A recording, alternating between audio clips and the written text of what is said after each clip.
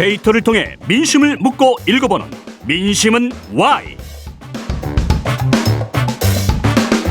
데이터로 여론을 읽어보는 시간입니다. 민심은 Y, 이은영 휴먼앤데이터 소장, 박영식 정치시사 에디터 두 분과 함께하겠습니다. 두 분 안녕하세요. 네, 반갑습니다. 안녕하세요. 반갑습니다. 눈길이라서 오는 길 힘들지 않으셨습니까? 네, 약간 비로 바뀌었어요. 아, 그렇습니까? 네. 저는 사무실에 있는 동안 비로 네. 바뀌었군요. 네. 눈이 오나 비가 오나 일단 저희는 저희의 할 일을 해보겠습니다. 한겨울입니다. 지금 땅이 꽁꽁 얼고 눈이 펑펑 쏟아지는 이런 겨울날 정치권을 바라보는 민심의 온도는 어떨까?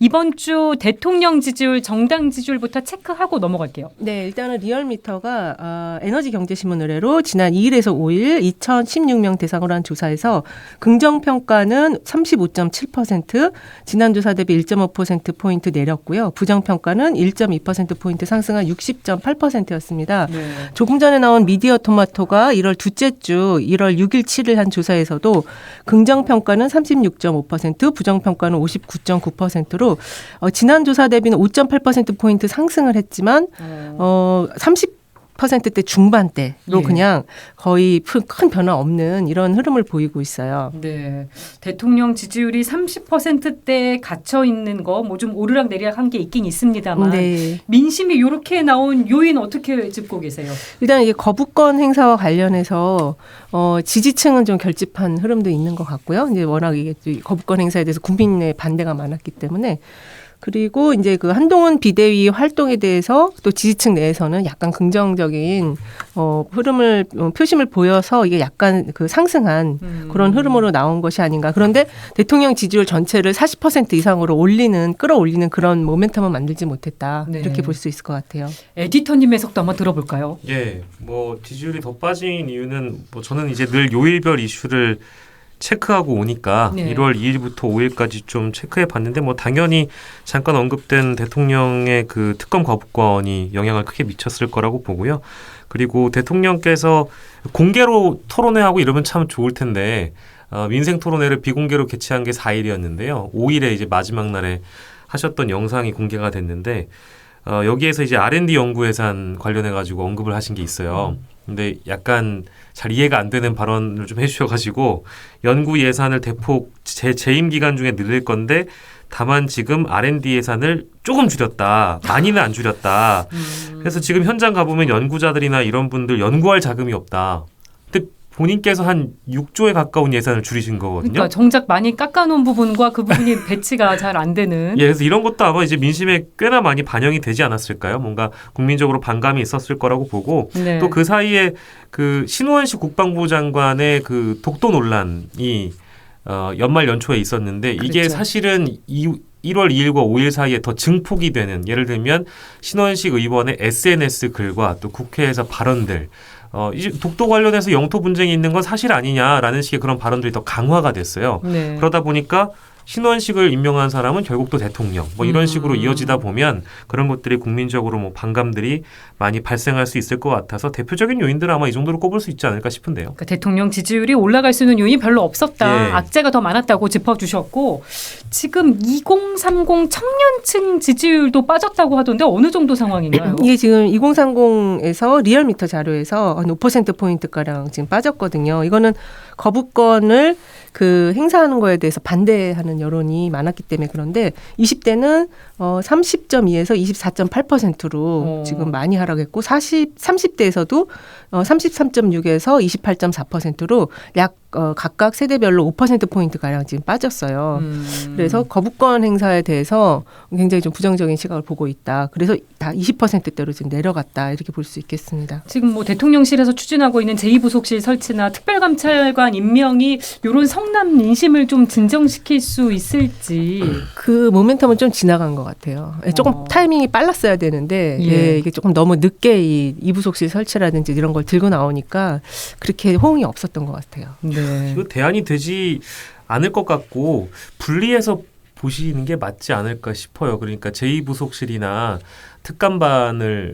특별감찰관을 임명한다 이제 이 문제를 마치 대안처럼 거론이 되고 있는 것 같은데 완전히 다른 사안이라고 봐야 될 것 같고요. 그러니까 김건희 여사 의혹에 대한 수사는 수사고 기존에 네. 있었던 어떤 공식적인 관리 라인이나 관리실이라고 볼 수 있는 제2부속실을 없앤 건 완벽하게 다른 문제라고 일단 국민들께서도 읽고 있을 것 같고 그 수사에 대한 거는 이제 총선용 악법이고 정치 공세이니까 받지 않겠다라고 얘기를 하면서 국민 다수가 원하면 제2부속실 검토하겠다라고 이관섭 비서실장이 말씀하셨잖아요. 같이 얘기해서. 그러면 국민 다수가 특검을 바라고 있는데 그거는 거부를 하시면서 제2부속실은 국민 다수가 원하면 검토해보겠다고 말씀하시는 건 이것도 약간 어떤 어법인지 좀 의아하고요. 그리고 이게 원래 있어야 될 것을 본인이 이제 마치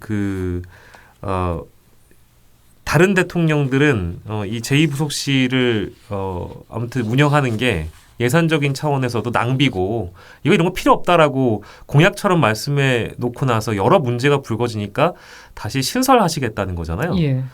이거를 글쎄요. 지금까지 불거졌던 그 여사님의 문제가 어떤 건지 잘 아실 텐데 이게 과연 대안이 될 수 있을까라는 지점에서 꼭 말씀을 드리고 싶고 제2부속실하고 특별감찰관제도는 이게 이제 생긴다고 하더라도 과거에 그동안 있어왔던 여사님의 허물을 덮어줄 수는 없고 네. 설치하는 건 전 동의하는데요. 이 이후에 발생할 이제 미래에 있을 일을 관리하는 영역이기 때문에 철저하게 분리될 사안이라고 봅니다. 네. 지금 쌍특검 이 법안이 이제 국회로 다시 넘어왔는데 대통령의 거부권 행사로 오늘 본회의가 있었는데 거기에 올라오진 않았습니다. 민주당은 대통령이 받을 기회를 한 번 더 주는 것이다. 끝까지 거부한다면 이제 권한쟁의 심판을 청구하겠다는 입장입니다. 쌍특검 전국 여야가 대립하는 이 상황 어떻게 흘러갈 거라고 보세요? 글쎄요. 저는 이게 좀 저도 이거 예상하기가 좀 어려운데요. 근데 민주당 입장에서는 표결을 일찍 해야 될 이유가 전혀 없을 것 같고요. 이제 전략적으로 보자면 그리고 방금 언급해 주신 권한쟁의 심판 청구 카드 뭐 역시도 이것도 가능한 전략이라고 보는데 근데 이게 이제 가족 문제와 관련해서 거부권을 행사를 하는 게 이제 그럴 권한이 있느냐 이제 이해관계 충돌 여부가 있기 때문에 나오죠. 이거를 판단 받아보겠다는 거잖아요.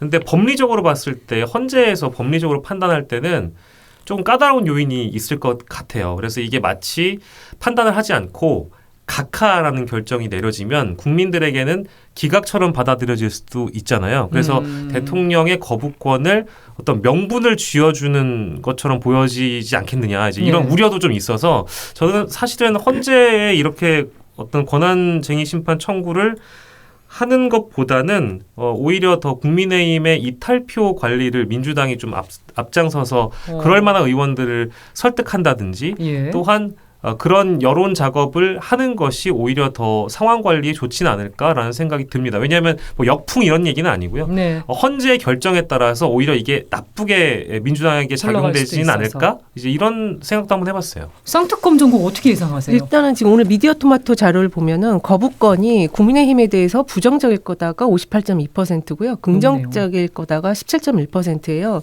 이날 그 미디어토마토가 1월 6일치를 한 조사에 따르면 그 정권 심판론이 54.4%로 내년 총선이 어떤 성격이냐가 정권 심판론이다라는 게 54.4%로 지난 조사 대비 7%포인트 상승을 했거든요. 그러니까 이게 다 지금 그 거부권과 연동이 되어 있는 거고 일각에서는 지금 대통령이 자기 부인에 대한 특검의 거부권 행사하는 것에 대해서 그 거부권 행사할 수 있는 요건이 있는데 거기에 포함되지 않아서 이거는 탄핵 사유다 이렇게 또 바라보는 사람들도 있어요. 있긴 있더라고요. 네, 그렇습니다. 그래서 이제 이 권한쟁의 심판 청구 카드는 대통령에게 시간을 주는 것처럼 오늘 홍익표 원내대표께서 말씀을 하시더라고요. 그러니까 저는 홍 원내대표는 굉장히 머리가 좋은 분 같고 전투력도 좋고 아무튼 지력도 좋으신 분 같은데 이게 칼을 뽑지 않았을 때가 제일 무섭잖아요. 그래서 이 칼을 뽑지 않는 것만 나 이제 칼 뽑을 거다라고 경고를 하는 것만으로도 어찌됐든 여론 작업이 또 되는 거니까 저는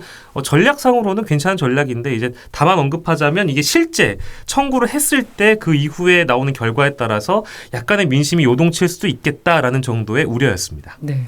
정당 지지율도 한번 살펴볼게요. 어떻게 나타났나요? 지금 정당 지지율은 그 민주당 여론조사 꽃 자료를 한번 보려고 하는데요. 여론조사 꽃에서 지난 5일, 6일 네. 한 조사입니다. 민주당이 40.1, 이게 전화 면접 조사는 40.1, 국민의힘은 36.7, 그다음에 ARS 조사는 민주당이 49.4, 국민의힘이 36.1%로 트렌드는 민주당이 좀 하락을 했지만 여전히 국민의힘보다는 높고 네. 국민의힘은 좀 상승을 했지만 민주당보다 좀 낮은 30%대 중반, 거의 대통령 지지율하고 비슷한 그런 숫자를 지금 보이고 있어요.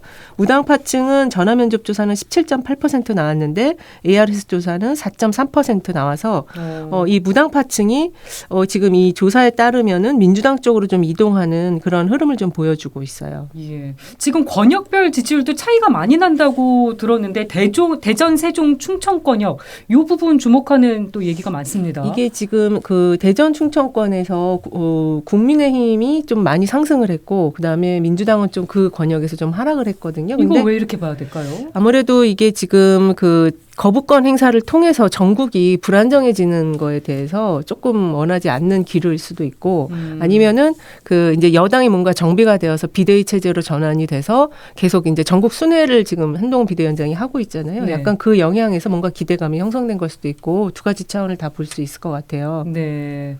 정당 지지율 어떻게 보셨습니까? 한동훈 비대위원장의 광폭 행보가 정말 효과가 있다고 보시는지. 저는 효과는 있다고 보고요. 컨벤션 효과는 이미 다 빠져나갔다고 보는 것이 맞는 것 같은데 그래도 한동훈 효과는 좀 남아있다고 보고 제가 또 사실 출신이 대전이고요. 예, 네. 대전을 대표하는 또 사람은 아닙니다만 어쨌든 저희 지인과 가족 모두 대전에 계십니다. 대전 민심 더 잘 아시네요. 대전, 충남, 세종에 있어서 그래서 약간 뭐랄까 나라의 위기라기보다는 뭔가 이제 흔들리거나 변수들이 많이 작용하는 거를 원치 않으시는 분들이 많은 것 같아요. 아무래도 양반의 도시여서 그런지 모르겠습니다만. 근데 이제 한동훈 효과를 말씀해 주셔가지고 저는 저 언론을 탓하고 싶은 마음은 없고요. 저도 지난주 언론의 보도 방향이나 흐름을 좀 보니까 뭔가 정치인의 이미지를 만드는 건 언론의 보도들이 많이 만들어주기도 하잖아요. 네. 그래서 보면 이따 뒤에 말씀하겠습니다만 한동훈의 이미지를 대비시키는 보도들이 많이 나왔던 것 같습니다. 즉 이재명 대표와 대비시키는 그런 보도들이 많았던 것 같거든요. 그러니까 지난주에 보도됐던 걸 보면 저희가 지난주 화요일에 만난 이후에 가장 많이 보도됐던 내용은 이재명 대표의 안위를 좀 우려하거나 걱정하거나 공감하거나 이런 건 아니고요. 헬기 특혜 논란, 전원 논란 이게 많이 또 불거졌죠. 대대적으로 보도가 됐는데 그와는 대비되게 한동훈 비대위원장은 노인회를 방문해서 사과하는 모습을 보여주거나 지역을 방문하는 일정들이 꽤 있었거든요. 이제 예. 그런 것들을 통해서 세련된 이미지를 갖추고 있다라는 보도가 실제 있었어요. 그 언론사의 제목을 보니까 이런 보도가 나옵니다. 한동훈은 신속하다. 이런 제목도 달려있고요. 이제 이런 걸 보면 정치인들의 이미지를 언론들이 형성을 해주는 측면도 있는데 병상에 누워있는 이재명 대표와 여당 대표인 이재명 대표의 이미지가 대비되는 것처럼 보여지게 읽혀지는 효과도 분명히 있었기 때문에 이런 것들이 여론에도 분명히 작용되지 않았는가라는 생각도 잠깐 해봤습니다. 사실 여기 네. 민주당이 닥터헬기 논란이랑 이제 소방헬기라고 하는데 저희는 이제 닥터헬기로 인식을 하거든요. 그렇게들 많이 얘기하죠. 예, 그래서 그것과 함께 이제 부산의대랑 서울의대 수술에 대한 서로 잘한다 못한다라는 네. 그런 논란이 불필요한 논쟁이었는데 그걸 네. 민주당이 좀 적절하게 좀 끊고 나가지 못했던 거는 있는 것 같아요. 점점 더 불거지는 더 크게 양상이에요. 확산이 됐고 어쨌든 그런 논란은 그 대학병원 양쪽 다 마이너스거든요. 그럼 그거를 좀 양쪽 다 좀 좋은 여론으로 형성되는 형태로 바꿔놨어야 되는데 좀 약간 방치를 했다. 이렇게 좀 보여져서 일부 조사는 또 민주당 지지율 약간 하락을 한 것도 있어요. 그런데 네. 전체적으로는 여전히 민주당이 좀 우위에 있다. 이렇게 볼 수 있겠습니다. 그러면 이재명 대표 피습 사건이 자체는 여론에 그런 좀 영향을 준 게 플러스 마이너스가 있어 보입니다. 그러니까 이게 이재명 대표가 피습을 당한 이후에 관리, 여론의 관리가 조금 민주당이 부족했어요. 그러니까 이게 저쪽에서는 젓가락으로 해서 심각하지 않은 상태다. 막 이런 것들이 가짜 뉴스까지 있었죠. 가짜 뉴스가 막 퍼져 나갔잖아요. 그거에 대해서 엄중 대처를 했어야 됐는데 그게 그냥 그대로 퍼져 나가면서 그 피습자가 또 그 배우 비슷한 사람들이 있었는데 그거에 대해서도 조금 방치한 듯한. 그러니까 전체적으로 운영 가장 중요한 이슈에 대한 전국 관리가 좀 안 됐다 이렇게 볼 수 있을 것 같습니다. 이재명 대표 피습 사건을 보는 민심 어떻게 보고 계세요, 예터님은? 근데 저는 이제 평화방송이니까 좀 더 강조해서 얘기할 수 있을 것 같아요. 평화방송은 이제 아무래도 생명 존중을 또 하시는 그렇습니다. 방송국이시니까 저는 저희가 이은영 소장님하고 저하고 김혜영 앵커님이랑 1월 2일에 만났잖아요. 네. 1월 2일, 1월 3일 조간을 보니까요. 정말 어떠한 인간이 칼을 맞아서 정말 생명이 위태로운 상황이 벌어졌는데 정치인이기 이전에요. 24시간도 안 돼서 헬기 특혜 논란을 대대적으로 보도하는 거 보고 저 진짜 깜짝 놀랐습니다. 그러니까 그때부터 저는 이게 뭐 물론 따져볼 사안이긴 합니다만 이게 지금 시기에 논의가 돼야 될까? 그래서 저는 한 사람으로서 뭐 제야 언론인이기도 합니다만 내가 아는 대한민국이나 우리나라의 언론이 이런 적이 없었는데 왜 지금 이 시기에 이걸 이렇게까지 비중 있게 다뤄줘야 되지? 정략적인 게 깔려 있다.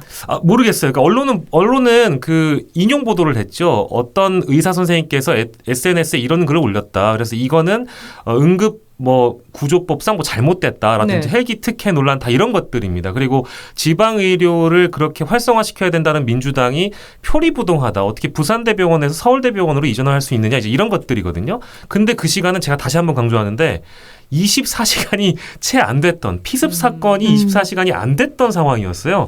그래서 그거 보고 나서 한국 사람들이 원래 안 좋은 일 있다고 하면 위로해주고 공감해주는 이런 나라의 사람들인데 이거 하는 거 보고는 좀 깜짝 놀랐고 어떤 정치인이 당한 테러 행위보다 이런 것들이 논란이 되는 것은 지금 시기에 이제 막 퇴원을 앞두고 계시고 이제 복귀하신다고 하니까 지금부터 해도 되는 사안이었거든요. 근데 지난 1월 3일부터 오늘 시점에 이르기까지 모든 언론을 거의 다 뒤덮고 있는 것은 나는 우리 인본주의와 생명 존중에 대한 경시를 너무 언론에서 부추기고 있는 건 아닌가라는 생각을 첫 번째로 좀 해봤고요.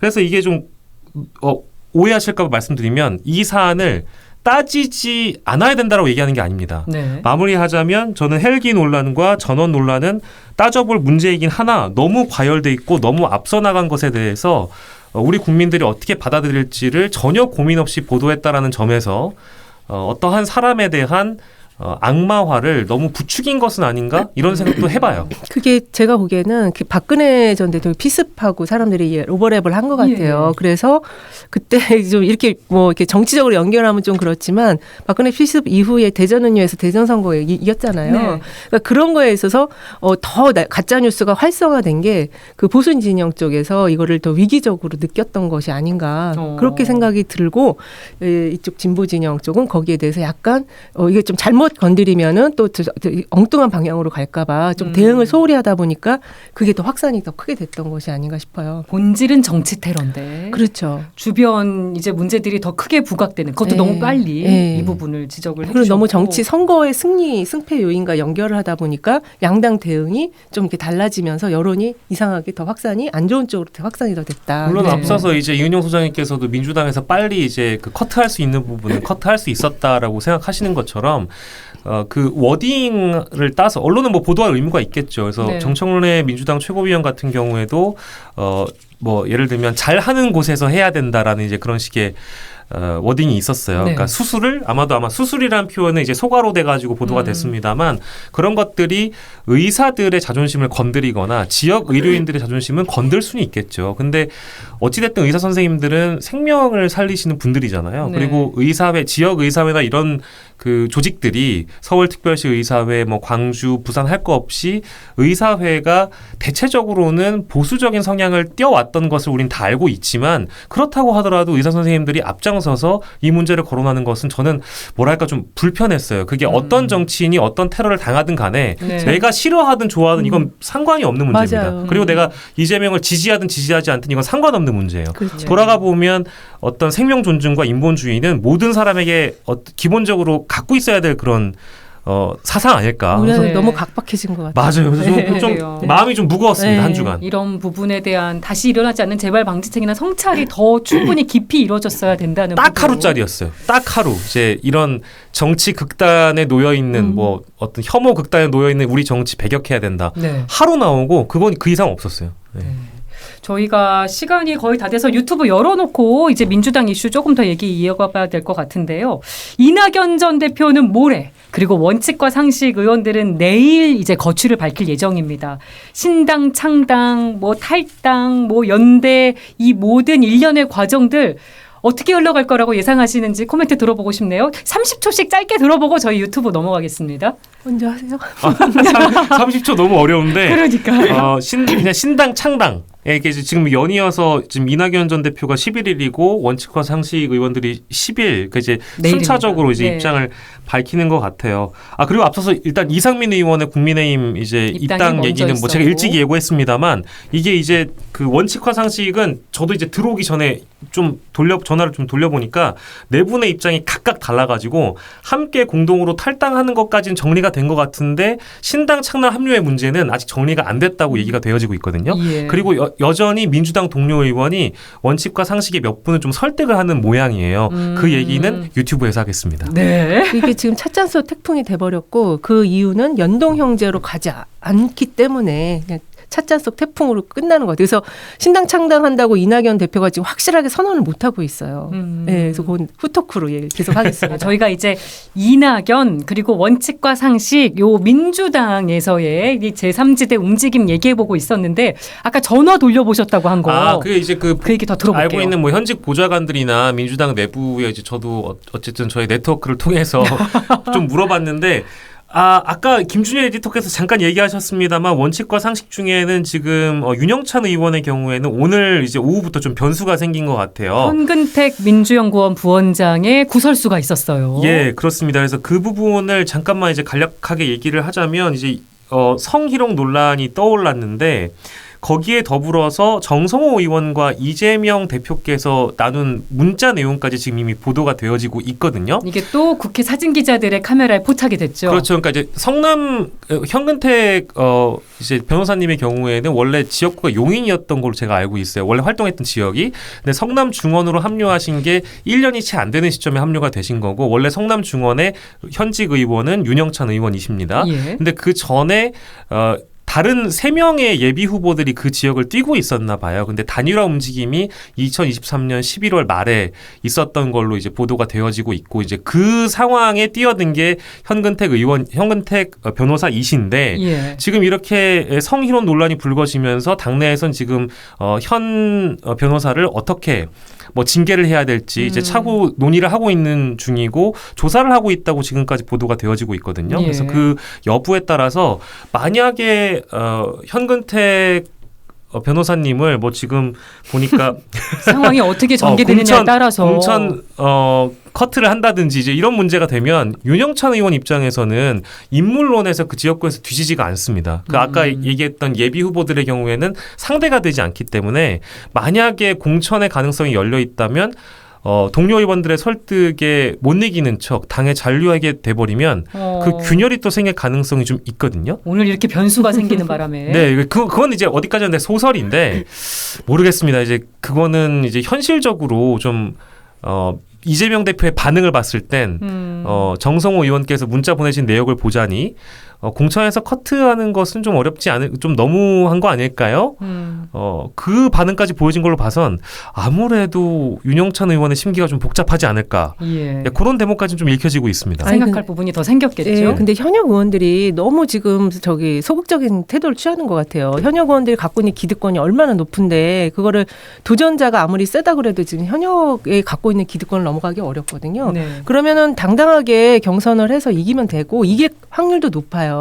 근데 지금 뭐 부설수를 통해서 이 경선을 못하게 한다. 이거는 민주주의적인 방식은 아닌 것 같아요. 근데 아마 민주당에서 성 비위 관련된 성 추문 관련된 논란이 잊을만 하면 이제 이렇게 떠오르기 때문에 어떤 식으로든 짚고는 넘어가야 될 텐데. 결코 유리한 이슈는 아닐 텐데 그렇죠. 아까 모 언론사 보도로 등장한 카카오톡이었나요? 텔레그램인지 그 내용을 보자니 강력 경고하는 선에서만 끝내는 게 어떻냐는 식의 근데 아무 의미까지 나오거든요. 그러니까 아무 의미가 없다는 식으로 정성호 의원도 조언을 한 것 같고 이재명 대표도 고민하고 있는 중인 것 같아요. 그러면 이미 선택지가 나와버렸잖아요. 구두 경고를 한다 정도? 아니면 예를 들면 정성호 의원이 제안했던 강력한 어떤 공천 커트 뭐 이런 건데 이제 이 대목에서 이제 그 당대표의 결정과 민주당의 처신 이런 것들이 대중에게 평가를 받기 때문에 굉장히 다양한 경로로 영향을 줄 수가 있거든요. 그래서 매듭 질 건 빨리 매듭 짓느냐, 아니면 이제 우리 이은영 소장님 말씀처럼 기회부여를 어느 정도 해주느냐. 물론 네. 이 논란이 어떻게 대중에게 읽혀지느냐에 따라서 그 무게를 좀 판단은 해봐야 되겠죠. 근데 네. 민감한 사안인 건 분명한 것 같습니다. 이 현변호 사건이 원칙과 상식 의원들의 행보까지 이제 연결돼서 저희가 생각을 해보게 되는 상황이 됐는데 이낙연 전 대표 이 발언도 저희가 좀 짚어봤으면 합니다. 네. 울산방송 인터뷰에서 민주당의 문제점을 지적하면서 44%가 전과자라고 했습니다. 이 발언 이제 상당히 논란이 됐는데 오늘 이 발언을 사과하면서 정정을 했어요. 네. 44%가 아니라 41%가 맞다. 큰 실책이었다고 밝혔습니다. 이낙연 전 대표의 발언 의도 배경 어떻게 보세요? 일단 이게 전과자라는 게 제가 생각할 때는 그 민주주의 과정에서의 전과가 생겼던 586 세대를 말한 것이 아닌가 싶거든요. 그러면 그 내용을 앞에 정확히 붙여줘야 돼요. 이런 식으로 그냥 전과자라고 하면은 전과자도 전과가 있는데 소명을 할 수 있는 전과자들이 있을 수 있고 네. 소명이 안 되는 좀 악재적인 것도 있을 수 있단 말이에요. 이걸 다 뭉뚱그려서 이렇게 이야기하는 거는 좀 바람직하지 않다. 너무 좀 비판을 위한 비판이 아니었나. 그렇게 생각이 들어요. 진짜 민주당의 문제를 지적을 하려면 그 현역의 기득권을 좀 낮추는 그래서 시민들이 좀 더 도전자들을 바라볼 수 있게 하는 그런 걸 이야기를 해야 되는데 이게 나가려고 하시니까 심경이 복잡해서 이런 얘기 하신 것이 아닌가 싶어요. 저희가 방송 같은 거 하거나 이제 말을 할 때도요, 논리가 분명하지 않거나 명분이 좀 부족하면 말 실수를 하게 됩니다. 근데 저는 제가 우리 정치사에서 꼽는 스피치 대가 중에 토론의 대가, 스피치의 대가 중에 아마도 노무현 전 대통령이 있을 거고요. 그리고 사실은 뭐 유승민 지금 전 의원도 말씀 굉장히 잘하시죠. 잘하시죠. 그래서 역대 대선 후보급으로 봤을 때 그런 분들 말씀 참 잘하세요. 근데 이낙연 전 총리 시절에 얼마나 말씀 잘하셨습니까? 의원 시절에도 토론의 대가였거든요. 절대 이 화술에서 밀리지 않는 분이었어요. 말실수 안 하는 분인데. 자, 근데 탈당의 명분이 얼마나 부족하면 이런 말실수를 하시겠습니까? 그러니까 지금 탈당하실 때도 양당 독점 구도를 깨고 국민들께 새로운 희망의 선택지를 주기 위해서 이런 입장을 밝히셨잖아요. 네. 이분이요, 민주당 딱지 달고 의원 4번 하신 분이고요. 전남도지사 하셨고요. 맞아요. 심지어 문재인 정부에서 최장수 총리까지 했습니다. 제가 어찌됐든 그 모니터링 하면서 좋아했던 정치인이 이런 식의 실수를 한다는 거에 대해서, 그리고 이런 식의 명분이 없는 싸움을 한다는 거에 대해서 무척이나 실망했단 말씀을 꼭 드리고 싶고요. 아니, 양당 기득권을 다 빨아먹다가 이제 나갈 때 되니까 새로운 선택지를 주겠다는 겁니까? 이게 얼마나 비겁한 행위인지는 꼭 지적을 해드리고 싶고 전과자 44%요. 예. 그래서 이 사과를 왜 했냐? 제가 오늘 아침에도 엄청나게 비판했거든요. 본인도 전과 있습니다. 본인도 당사자면서. 전과의 경중을 우리가 따지면 한도 끝도 없어요. 그리고 민주당 중에 전과가 죄송합니다. 민주화 운동 하시다가 맞아요. 전과 생기신 분도 있잖아요. 그게 41%의 절대 비중을 차지하지는 않겠습니다만 본인의 전과는 전과가 아니고 민주화 운동의 전과는 전과입니까? 그러니까 이게 명분이 없고 논리가 부족하면 이런 말실수를 하는 겁니다. 그런데 네. 하나 더, 저는 큰 정치인이라고 봤거든요. 근데 사과를 하실 거면 제대로 하셔야지. 이런 식으로 수치 3% 낮춰가지고 사과 아닌 사과를 하는 정치인이셨다는 것을 제가 오늘 보고 나서 내가 이낙연이라는 정치인을 제대로 못 봤구나 다시 라는 보게 생각을 하게 됐습니다. 그래서 이 이낙연 전 총리 시절에 그 같이 그 밑에서 했던 참모들 엄청 힘들었대요. 이런 거 숫자를 이렇게 다 바로바로 지적하시고 이래가지고 엄청 힘들었다고 하더라고요. 근데 정작 이번에 이런 일이 생겨서. 예, 근데 지금 중요한 거는 이낙연 전 대표가 신당 창당을 약간 주춤주춤하고 있다라는 거예요. 그리고 들리는 말에 의하면 그 원칙과 상식의 4인이 독립적인 신당을 만들고 거기에 들어간다. 이런 지금 이야기도 나오고 있어서 신당 창당 안 하려고 하는 건가? 이런 생각도 좀 들어요. 네, 그런 얘기가 있어요, 지금. 그런데 또 오늘 주목이 된 게 뭐 앞에서도 김준일 에디터랑 잠깐 얘기를 했습니다만 이낙연, 이준석, 금태섭, 양양자 제3지대 4인방이 오늘 한자리에 모이면서 빅텐트론이 또 많이 거론이 됐거든요. 네. 근데 방금 해주신 말씀이랑 보면 이 구도를 또 어떻게 봐야 될까? 이게 지금 오늘 미디어 토마토 자료를 보면은 이낙연 신당과 이준석 신당의 결합이나 연대하는 거 어떻게 생각하냐? 반대가 57.9, 찬성이 19.8%밖에 안 나왔어요. 반대가 높네요. 엄청 높아요. 그러니까는 이 네 명이 서로 다른 색깔을 가진 네 명이 한 자리에 모여서 빅텐트를 하는 게 어떤 빅텐트인지는 모르겠지만 썩 그렇게 좋아하지 않는 분위기예요. 확실한 자기 목소리를 내라. 그 사람들은 유권자들은 그걸 더 원하시는 것 같아요. 에디터님은 어떻게 보십니까? 제3지대 빅텐트론이요? 진짜 갈 길이 멀긴 한데 아직 뭐 총선이 많이 남았으니까 어떻게 될지 모르겠지만 지금 이 제3지대 빅텐트론을 조율하는 핵심 인물은 김종인 전 비대위원장이라고 이미 여의도 정가에 많은 이제 설이 돌아다니고 있는데 실제 그런 거라면 좀 뭐랄까 스펙트럼을 좀 넓게 보고 여러 사람들을 규합하려고 하는 그런 움직임으로 보여지는데 저는 네. 지금 이낙연, 이준석, 금태섭 양양자 중에 가장 핵심 인물은 이준석 전 대표잖아요. 가장 또 높게 나오고 있죠. 지지율이나 이런 그렇죠. 숫자가. 그렇죠. 그러면 이준석 전 대표 입장에서 이 지금 빅텐트론이라는 걸 생각을 해봐야 될 텐데 자신이 이미 개혁신당이라고 깃발을 들고 나와가지고 거의 뭐 인원을 모은 게 막 4만 명 가깝게 네. 지금 모았다고 하잖아요. 그럼 그만큼 세력화가 됐다는 얘기인데 이 분들과 함께해서 어떤 어드밴티지를 가져갈 수 있겠는가라는 생각을 해봐야 되는 거잖아요. 이게 선거제가 연동이 돼 있어서. 그쵸. 그러니까요. 이제 누차 강조합니다만 제가 뭐 이준석 전 대표라면 사실은 이낙연 전 총리나 대표처럼 정치 경험이 이미 흘러 넘치다 못해 아까 같은 이제 그런 정치 행위를 하시는 분과 손을 잡았을 때 얻어지는 마이너스 포인트가 더 크지 않을까. 그리고 만약에 함께하게 됐을 때 나중에 청구서를 큰 걸 좀 받아들여야 될 거라는 생각이 좀 들어서 우리가 네. 사실은 뭐 탈당, 신당, 합당 이런 그림들은 워낙에 많이 봤는데 따로 잡탕밥이 돼서 선거를 치러서 원내에 입성해야 된다는 어떤 잡탕밥이 되더라도 네. 원내 입성해야 됐다는 그런 현실론도 저는 인정은 합니다만 나중에 또 그게 분당이 되거나 소위 나쁜 표현으로는 아사리판이 되는 그런 그림을 봤던 국민들 입장에서 굉장히 식상한 그런 그림 아닐까요?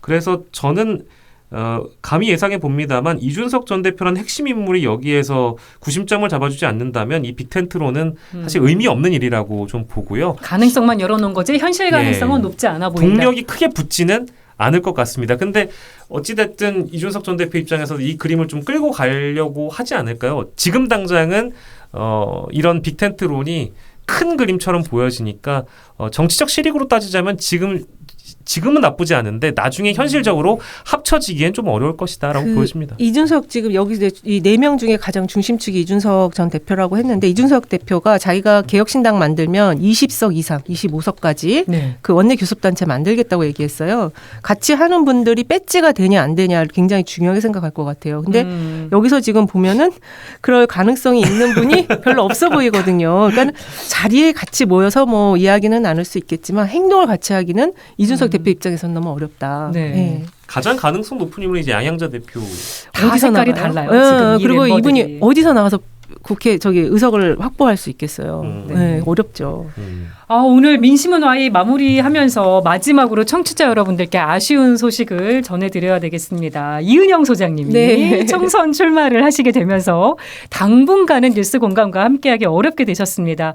의원 과천 지역 출마하시는 거죠? 네, 맞습니다. 저희 짧게 소감 한마디 청취자 여러분께 전하는 말씀 들어볼까요? 네, 평화방송에서 같이 방송한 것이 너무 행복했고 좀 아쉬워요. 네. 사실 또 더 많이 제가 잘 어떤 도전에서 성공을 하더라도 계속 같이 만나 뵈었으면 좋겠고 저희 의원과천 지역은 지금 도시 정체성이 변화하는 지역이에요. 새로운 요구들이 많기 때문에 제가 데이터하다 갑자기 정치하면 이 데이터가 그동안 편향되게 얘기한 거 아니냐 이렇게 얘기하실 수도 있는데 균형 감각을 가지고 데이터를 예. 읽었던 사람이기 때문에 절대로 편향되지 않게 이야기했다고 민심의 눈으로 데이터를 읽어드렸다는 거 말씀드리고 오늘 인사 마치겠습니다. 네. 패널 메이트께서 이제 출마하시느라 자리를 비우게 되셨습니다. 어떤 얘기해 주시겠어요? 뭐 저도 너무 아쉽고요. 다시 한번 말씀드립니다만 데이터를 기반으로 해서 가장 근거 있게 이제 여론을 분석해 주실 줄 아는 이제 이은용 소장님이기 때문에 그만큼 의왕 과천 민심을 잘 읽으셔서 좋은 정치 하실 거라고 저도 믿어 의심치 않고요.